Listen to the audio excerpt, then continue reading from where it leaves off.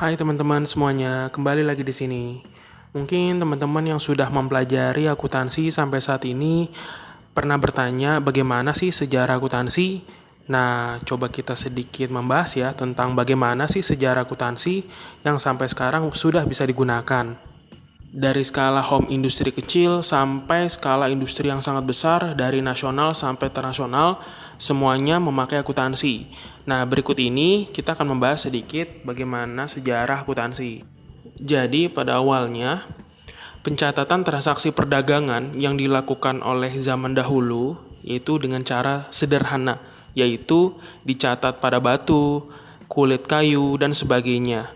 Catatan tertua yang berhasil ditemukan sampai saat ini yang masih tersimpan adalah catatan yang berasal dari Babilonia pada tahun 3600 sebelum Masehi. Wah, sudah lama banget ya. Sebenarnya, bukan hanya Babilonia, tetapi juga penemuan yang sama diperoleh oleh Mesir dan Yunani kuno. Pencatatan itu belum dilakukan secara sistematis dan sering tidak lengkap. Pencatatan yang lebih lengkap dikembangkan di Italia setelah dikenalkan angka-angka desimal Arab, yaitu 1, 2, 3, 4, dan seterusnya itu adalah angka-angka Arab. Dan tahukah teman-teman, ini adalah bukan angka Latin ataupun angka Eropa, tetapi angka Arab.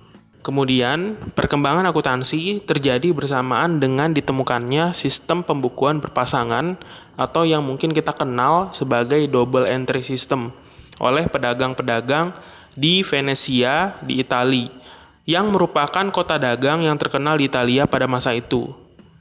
Dengan dikenalnya sistem pembukuan berpasangan tersebut, atau yang kita sebut tadi double entry system, pada tahun 1494 telah diterbitkan sebuah buku tentang pelajaran pembukuan berpasangan yang ditulis oleh seorang pemuka agama dan ahli matematika bernama Luca Pacioli dengan judul Summa de Arithmetica Geometrica Proportioni et Proportionalita. So, cukup panjang ya. Sebenarnya kita akan membahas orang ini di video kita yang lain, jadi kita akan membahas sejarahnya aja.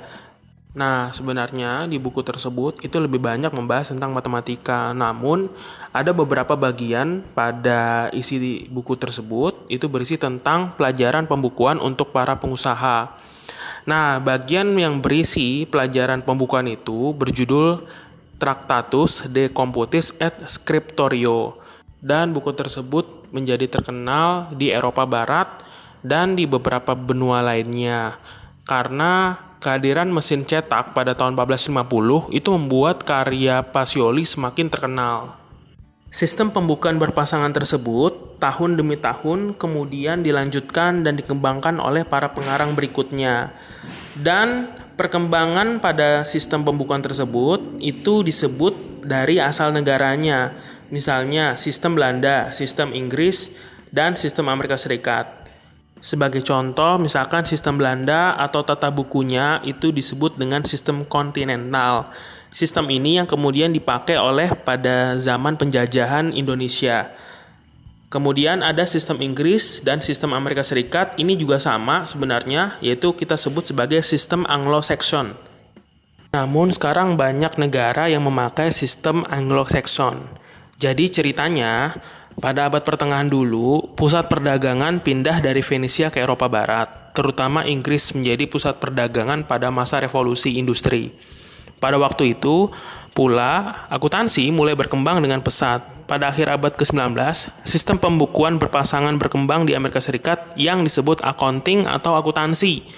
Sejalan dengan perkembangan teknologi yang ada di negara tersebut, sekitar abad pertengahan, yaitu abad ke-20, abad kita pada zaman penjajahan kemarin, telah dipergunakan komputer yang digunakan untuk pengolahan data akuntansi, sehingga praktik pembukuan berpasangan dapat diselesaikan dengan lebih baik dan efisien. Kalau kita cerita bagaimana penjajahan Belanda kita dulu mengenai metode akuntansi yang dipakai, nah metode akuntansi yang dipakai adalah tadi sistem kontinental. Perusahaan-perusahaan Indonesia dulu menggunakan tata buku. Nah, akuntansi itu tidak sama dengan tata buku, walaupun asalnya sama-sama dari pembukuan berpasangan. Akuntansi ini mungkin kita sebutnya lebih sangat luas ruang lingkupnya, diantaranya ada namanya teknik pembukuan.